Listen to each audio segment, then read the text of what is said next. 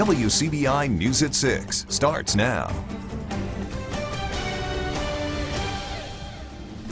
Good evening, everyone. We begin tonight with an update to a story we first brought you last night. Bond is denied for the man accused in a deadly Columbus motel shooting. Jonathan Lee Majors II of Columbus made his first court appearance this afternoon. CPD, Lowndes County deputies, narcotics task force agents, and U.S. Marshals arrested Majors inside an abandoned house yesterday. Majors is charged with murder and is being held in the Lowndes County jail. The shooting happened early in the morning on December 22nd outside the Motel 6 on Highway 45. Michael Garth of Starkville was found by officers with a gunshot wound. Lowndes County Coroner Greg Merchant says Garth died at the scene.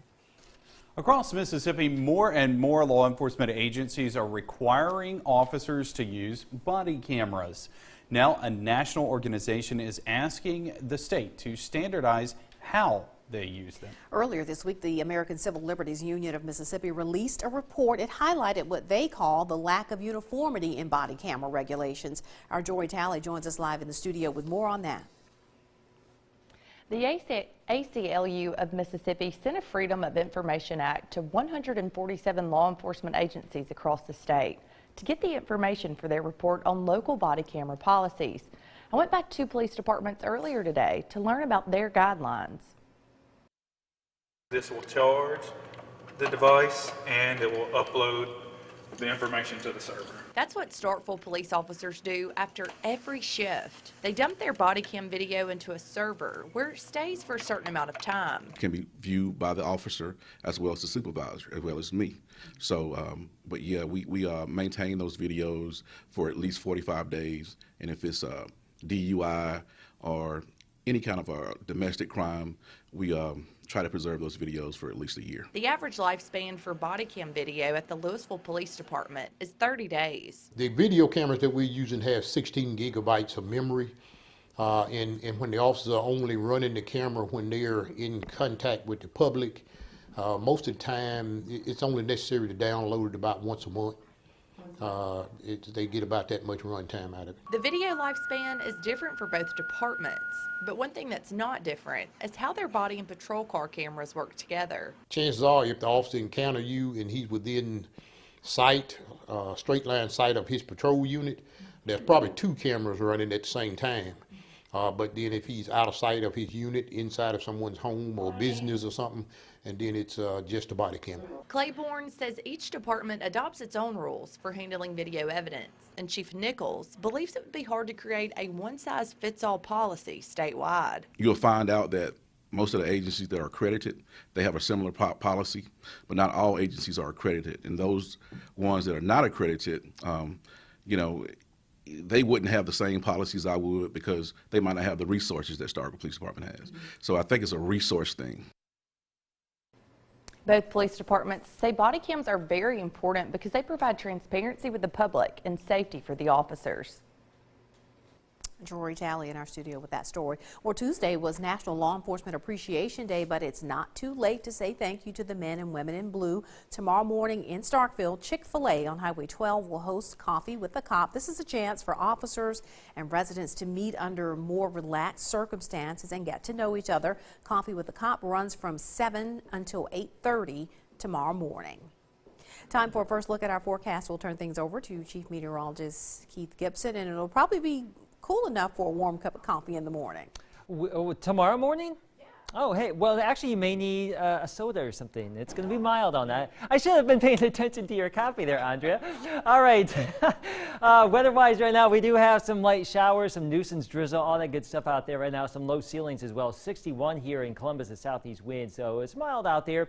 50s and low 60s current temperatures. We're going to take it down into the mid to upper 50s tonight, so maybe not the best of nights for a hot cup of coffee, but maybe Friday because there's a winter storm watch here for parts of the area, the northern part of Mississippi. I'll have more on that system coming our way in just a few minutes.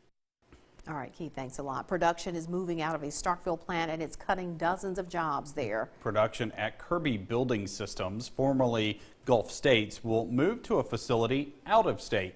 WCBI's Quentin Smith joins us live from Starkville with more. Quentin. Yeah, Joey, workers here at Kirby Building Systems just found out today that the production site of the plant will be shutting down. Now, this move is going to impact roughly 100 employees here at the plant. The production side is shutting down and transferring to Portland, Tennessee. That's more than 5 hours away from here in Starkville. Now, the reason for this move is still unclear at this time. I spoke with the CEO of the Greater Starkville Development Partnership, and he calls this a tremendous loss for the community. Gulf States Manufacturing has been here a very long time, and we hate to see that part of our history close. We want to do whatever we can to help make sure that trained workforce has opportunities to relocate within the Golden Triangle. We have a lot of industry in the Golden Triangle that is seeking a well-trained workforce, and we know that workforce is a trained workforce. Now, the spokesperson with Nucor, which is the company Kirby Building Systems works for, says the company is working with employees who are affected by this decision to help them find jobs within the company. Now, Nucor is expected to release a statement regarding this decision on tomorrow. We're live in Starkville tonight. Quentin Smith, WCBI News. All right, Quentin, thanks a lot. A fire at an oil company in Monroe County keeps crews busy for most of the morning. The blaze started just before 8 o'clock at Metano Energy Company. Monroe County Fire Coordinator Terry Tucker says a tire from a piece of equipment nearby blew out and went into an open top tanker that was storing crude oil. Firefighters battled the fire for about 3 hours. More than 20 gallons of foam from a nearby chemical plant helped contain the blaze. Each fire truck in the county has about two 5-gallon pails of foam on it, and we end up using, I think, probably 14 or 15 plus probably 25 gallons from a chemical plant that they sent over here for us to use. No injuries were reported. Well, the fire rating in Noxubee County is being lowered, and that means safer service, and it could save money for people who live there. Our Victoria Bailey learns more about how the numbers went down and plans for improvement in the future. She joins us live in the studio. Victoria. That's right, guys. The rating went from an unrated 10 to a 9 under the Mississippi State Fire Protection Grading District. There are benefits now, but the big payoff could be a few years down the road. Ultimately, we want life safety. That's ultimately first, and then we want to save property. Noxubee County Fire Coordinator Jim Robbins says the county had the worst possible grade from the Mississippi State Fire Protection Ratings Program. He knows the benefit of changing the rating and went to work to make it happen this year. It was a little bit of effort, but we had to, our supervisors made all our appropriate resolutions, and we had a waiting period before we could have a hearing. And then we've got signatures from registered landowners in all the districts. So now we have class 9s in the county within 5 road miles of every fire station now. This new rating means lower insurance premiums for home and business owners. But the firefighters aren't the only ones who had to do a little housekeeping and budgeting to help achieve the new status. We make sure that we're adequately staffed.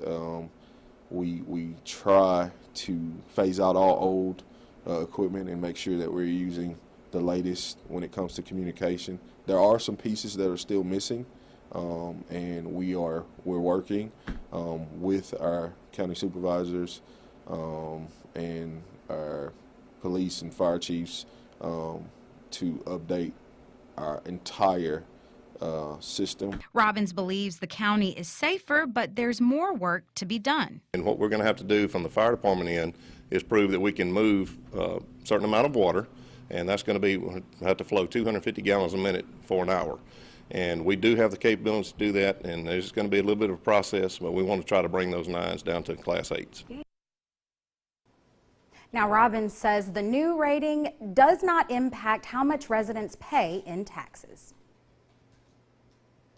I'm Allie Martin at Northeast Mississippi Community College. We'll tell you how this community college is the first in the nation to offer an iPad initiative to its students. We'll have that story on WCBI News. A community college in our area becomes the first in the nation to offer iPads to every student. That announcement made today, and WCBI's Allie Martin has more on how the initiative will impact students and faculty. Lectures in this anatomy and physiology class are seen by students during their own time. The syllabus and the home screen and the home button. Instructor Carlina Benjamin videos herself in front of a green screen, then puts the lecture together with her iPad. Her students are also using iPads to make a stop-motion movie showing how light travels through the human eye. As it gets to the eyeball, it starts to bend the light. For Benjamin, the iPads have revolutionized the way she teaches. So instead of me standing in front of them and lecturing like we did 20 years ago, even 5 years ago, now my students are getting that information at home on their own, and they're coming to class and we're engaging with that content. The iPad initiative has been in the works for about 4 years at NEMCC. President Ricky Ford says it's all about getting information and course materials to students in a timely manner and preparing them for the workforce. The more information that we can put in front of a student, the better student that we're going to have at the end of the day. And by using the technology, every job that's available today, whether it be middle skilled or even higher ed or whatever it might be, technology is required in those jobs. So this puts our students on the forefront of being the leaders when they go out, and they're the ones that's going to be able to get those first jobs. Of course, most of the students are familiar with the technology. They use it in high school, and one of the biggest advantages to the iPad initiative is the cost factor. Students are able to save an awful lot of money. On the textbooks, Northeast is able to give us links to our textbooks, which cost us little to nothing. I've only spent $6 on textbooks since I came to Northeast. You don't have to carry a backpack if you just have your iPad. You can carry it in your hand, but it cuts down the cost of books being anywhere from $200 to $500 a piece. The iPad initiative will be in place by August. Students who want to use their own iPads can do so. In Boonville, I'm Allie Martin, WCBI News. Now, each iPad costs about $340. Students get to keep them when they graduate. It's pretty cool. A teacher who spends her days building up her students' grades and self-esteem finds herself in the spotlight this week. Melanie Cade is our Educator of the Week. She is an interventionist at West Elementary School in Sturgis, and students come to her when they are struggling a little bit in a subject. Cade says making them feel successful when they improve keeps them excited in the classroom. I just want them to know that I do love each and every one of them. They all hold a special place in my heart, every child here. I want them to feel special and to know that they are loved, and regardless of a grade, they're going to be successful in life. I want them to be, you know, strong students, independent learners, and that's just what we really work on. And Mrs. Cade has been an educator for 13 years. If you'd like to nominate a teacher in your area, visit our website, WCBI.com. Misty and murky today. That's been the story all day long, and that was the view not too long ago along Officers Lake Road in the Columbus area. Now we stay warm tomorrow, but winter's coming on back. Full forecast is next. WCBI's Educator of the Week is brought to you by Food Giant, where your neighbors are the owners. Your first alert forecast with Chief Meteorologist Keith Gibson. Great to see you on this Wednesday afternoon. This is our Alpha Insurance time lapse from Vernon, Alabama at Durham's Pharmacy in Lamar County. You can see the clouds, some passing patches of showers, some drizzle, some mist. But we have it out there right now, but it is mild. As we get into Friday, rain switches to some wintry mix, some falling temperatures, breezy northwest winds develop, so unsettled weather on the way. Here's that winter storm watch, not for tonight or tomorrow, but for late tomorrow night and Friday. Iuka, Corinth, Ripley, Ashland, Holly Springs up into Memphis and all of West Tennessee. So we are watching that. The best chance for accumulation of any wintry sort is likely north of Highway 8, north of Sulligent. And it would start in the mid-morning or early morning back to the northwest and then gradually switch over farther east with time. Now in this gray area right here, that best chance for any wintry precip, a little bit of an icy glaze, some sleet, a little bit of snow too. It's possible, not guaranteed. Farther south, including the Golden Triangle area, we don't really expect a lot of significant impacts here. And here's our updated model since the 5 o'clock show, really pulling back some of the ice potential closer and closer to Tennessee, but again, north of Highway 8, that's the better opportunity here. And same story with the snow too. Not a lot of snow foreseen, but closer to Tennessee into West Tennessee, a better opportunity for that. So tomorrow we are warm, we are cloudy, passing showers mid to upper 60s. Tomorrow night there will be a pretty good batch of rain coming on through here. There could be even a thunderstorm or two. 5 o'clock in the morning, still some lingering rain, and then that cold air starts to come on down, and that will start to switch over whatever moisture is left into some sort of wintry mix and maybe a little bit of snow right at the tail end of the event. So we are battling a warm, wet ground. Anything that falls as a frozen ice crystal or something is going to fall down into a warm, wet atmosphere or ground here.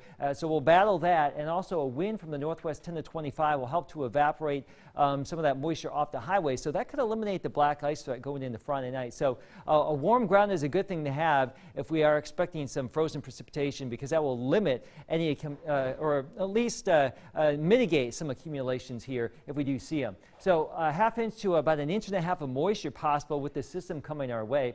Here's our forecast for tonight, down into the 50s, and if you missed it, a warm day tomorrow, mid to upper 60s, a pretty good chance for some showers. Let's go right to your 7-day forecast. You can see some unsettled weather there for Friday. Temperatures falling into the 30s for this weekend, lows into the 20s and teens.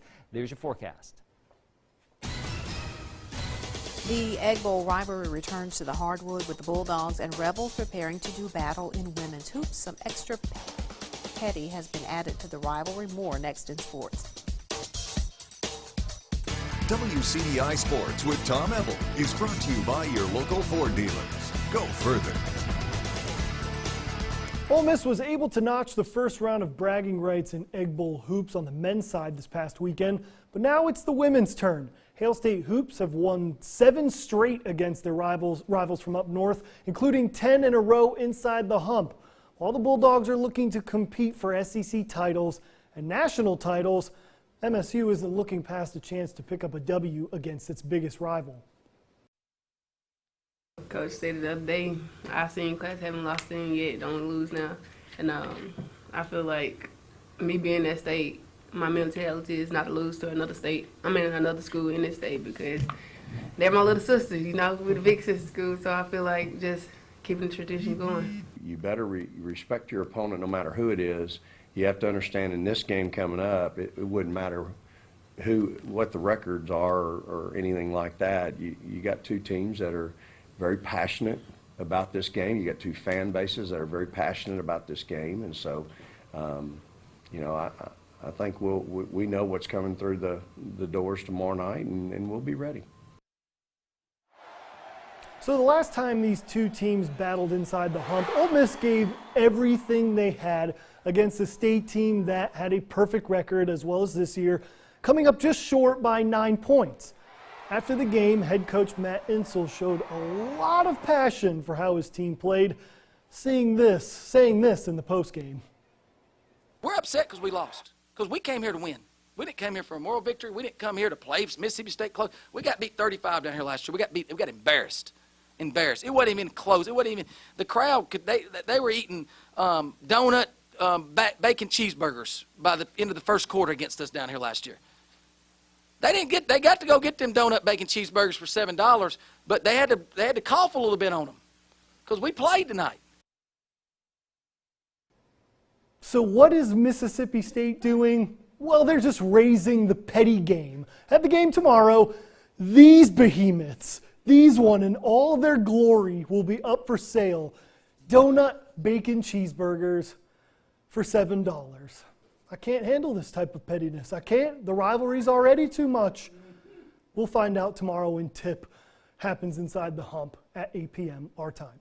So going over to some college football, 2 days after winning a national title, some Bama stars are making their big decisions on their futures. Talented juniors projected first-round pick wide receiver Calvin Ridley is heading to the NFL, as well as junior running back Bo Scarborough. Both of those 2 guys contributed 13 touchdowns this year for the Tide. And great news for Alabama, junior running back Damian Harris is returning for his senior season with the Tide. Harris had his 2nd straight 1,000-yard season for Bama this past year. Also, star defensive lineman Deron Payne is making the jump to the pro game as well. So Mississippi State men's basketball is in action right now against Florida, and of course tomorrow. And look, right, just Yeah. I mean, come And I'm about to tell you, Just before the our floor donuts. director tells us we're running out of time, I have to ask you, so are you covering the game? I am. Do you plan to have a donut bacon cheeseburger? Absolutely. Okay. I'm going to try. At Please least. try it on camera. I mean, Let to us me, all it's know. like these are a few of my favorite things: donuts, Bacon, cheeseburgers. cheeseburgers. I'll take it. It's all Don't need there to sell me together, on. Don't eat anything else before you go to the game. Those are all your calories. It'll for the be my day. lunch and dinner and Okay. dessert. All right. There you go. We'll be right back. All right, here's our 7-day. Warm and mild tomorrow, passing showers. Some wintry weather possible Friday. We told you about that a few minutes ago. We'll have another update tonight at 10. And Alex will have the latest tomorrow morning. That's still in flux, but again, much colder Friday into the weekend. We may or may not be on TV tomorrow because the entire production staff wants to go to the game to get a donut bacon cheeseburger. And why not? I mean, I agree. so pretty good. Let's just take the newscast over there. Have a good night.